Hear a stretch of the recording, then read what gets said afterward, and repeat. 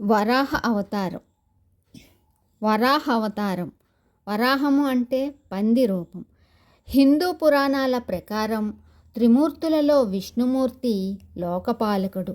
సాధు పరిరక్షణ కొరకు, దుష్ట శిక్షణ కొరకు ఆయన ఎన్నో అవతారాలలో యుగ యుగాన అవతరిస్తాడు. అలాంటి అవతారాలలో 21 ముఖ్య అవతారాలను ఏకవింశతి అవతారాలు అంటారు. వాటిలో అతి ముఖ్యమైనవి 10 అవతారాలు. వీటినే దశావతారాలు అంటారు. ఈ దశావతారాలలో మూడవది వరాహ అవతారం. మహాలక్ష్మిని సంబోధించే శ్రీ మహాలక్ష్మిని సంబోధించే శ్రీని పదాన్ని చేర్చి శ్రీ వరాహమూర్తి అని ఈ అవతారమూర్తిని స్మరిస్తారు. వరాహావతారంలో హిరణ్యాక్షుడు అనే రాక్షసుణ్ణి చంపి భూమిని ఉద్ధరించి వేదాలను కాపాడిన అవతారం ఇది. వరాహమూర్తి, యజ్ఞవరాహమూర్తి, మహాసూరకం అనే నామాలు ఉన్నాయి. తిరుమల కొండపై మొదటగా వెలసిన స్వామి వీరే. వీరి అనుమతితోనే శ్రీ వెంకటేశ్వర స్వామి అక్కడ నివాసం ఏర్పాటు చేసుకున్నారు. రాక్షసునితో భయంకరంగా యుద్ధము చేసి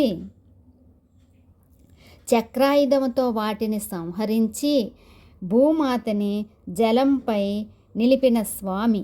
వేదాలను రాక్షసుల బారి నుండి రక్షించిన స్వామి. ఒకనాడు మహాప్రళయం సంభవించింది. భూమి జలములో మునిగిపోయింది. బ్రహ్మదేవుడు చింతాక్రాంతుడై నిఖిల జగత్తును కల్పన చేశాడు. స్వయంభువు మనువు నివసించేందుకు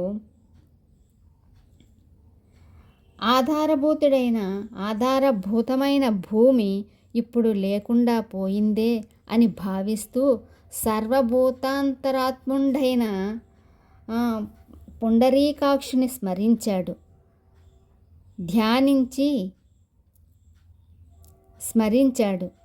దానికి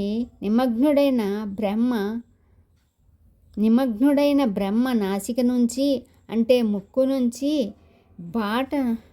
బొటనవ్రేలు పరిమాణమున్న వరాహంగా శ్రీహరి విశ్వంభోద్ధారణకై జన్మించాడు. మరీచాది మునులు, మనువు కుమారులు చూస్తూ ఉండగానే క్షణము లోపల ఏనుగంత పరిమాణం పెరిగి చూసేవారికి అద్భుతాశ్చర్యం కలిగించారు శ్రీ వరాహమూర్తి. ఇది